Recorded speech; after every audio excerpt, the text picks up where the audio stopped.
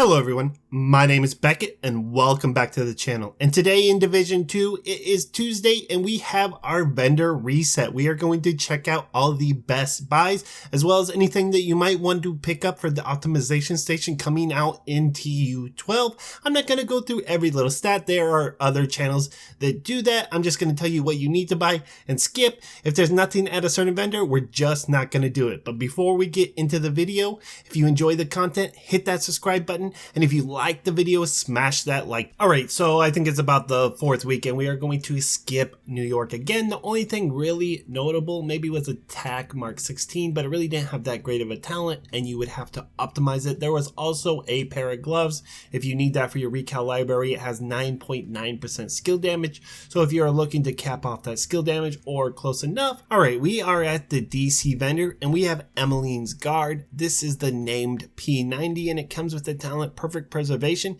Killing an enemy repairs 12% armor over 5 seconds.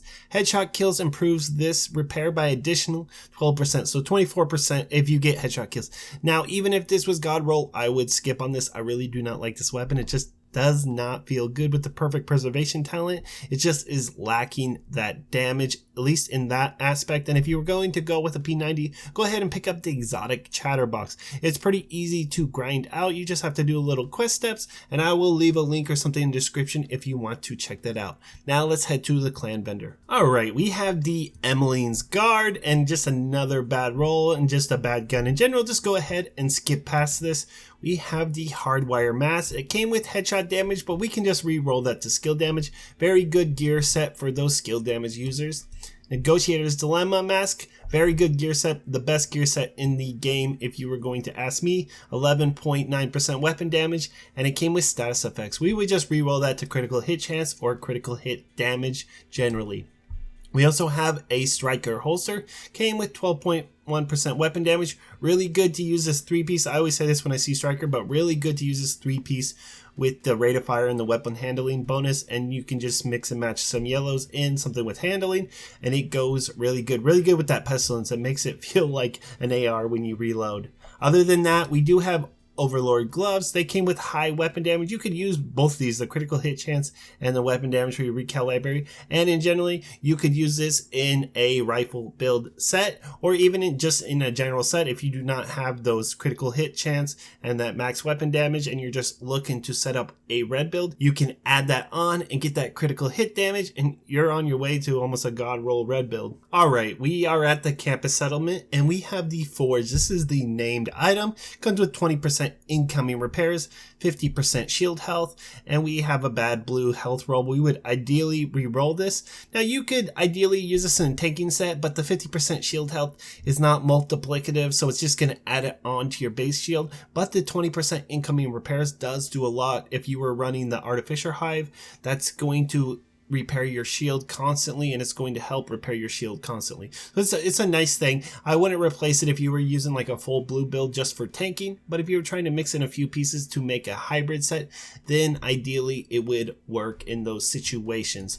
Other than that, we don't really have that much to go on, and we are on our way to theater. Alright, we have the Surge, and I am going to recommend you buy this right away. Don't worry about the rolls or anything.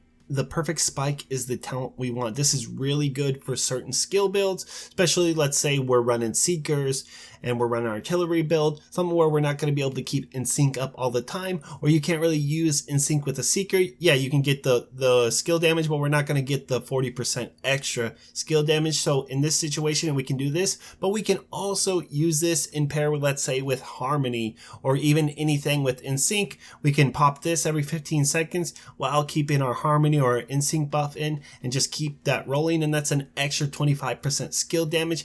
It is nice and it is going to pack quite a punch. I use this for my Hardwire Seeker build all the time. It's one of my favorite guns next to Harmony. Alright, DZ East, we have the Darkness. This is the named Marksman rifle and it comes with Perfect Eyeless. Deal plus 25% weapon damage to blinded enemies. After 3 kills, apply a blind to the next enemy you hit. Now, this is not a bad gun for blind builds, but it just doesn't have the rolls that we want, and I would skip past it. We have a Healer Mask. The Future Initiative came with 10.3% skill haste, not too bad, as well as the True Patriot holster. Now this came with 6% weapon handling. Honestly, I would probably just re-roll this. I love running this build as a red build. Honestly, you can run this almost as anything as long as it's not a healer build, but it has a lot of options and really it is truly underrated. I just love this and it's just fun to see the fireworks go off. Other than that, we do have this Badger mask and it's got almost max armor. So if you are looking for a near max armor roll, go ahead and pick that up for your recal library. Alright, we are DZ South and we have the Glory Days. This is the P416 and it comes with perfect nearsighted.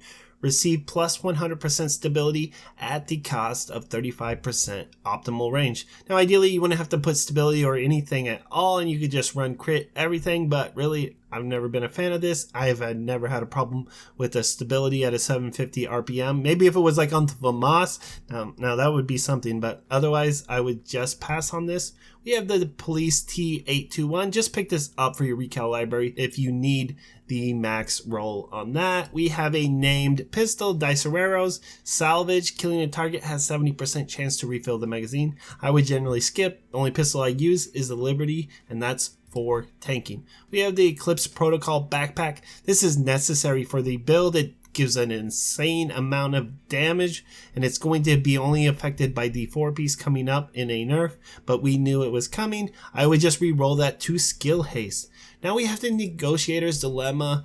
I would just pass on this. It might work in Legendary is the only way I would see this, but you are better off just running Obliterate for your chest piece on Negotiator's Dilemma. The only piece you really need for this gear set is the backpack, because just the 5 targets, generally you'll never run into a point where you're always going to have 5 marks up, and that's when I say in a legendary situation. If you're running legendary, then generally you will always have 5 marks on, but if you can't keep those 5 marks up all the time, it just not worth it, and I would go with Obliterate. Alright, over at DZ West, we have the backup boomstick, and we don't really see this gun that often, at least from the vendors, and what it comes with is 17% shotgun damage. I don't think any weapon comes above 15%, and really I would just pass on this because the talents aren't really that great. Coming with Ranger, we would have to recal and optimize so much, it would just be a pass in the long run. Other than that, we have True Patriot gloves, mid-tier armor. I would just pass. You can find better stuff in the Summit.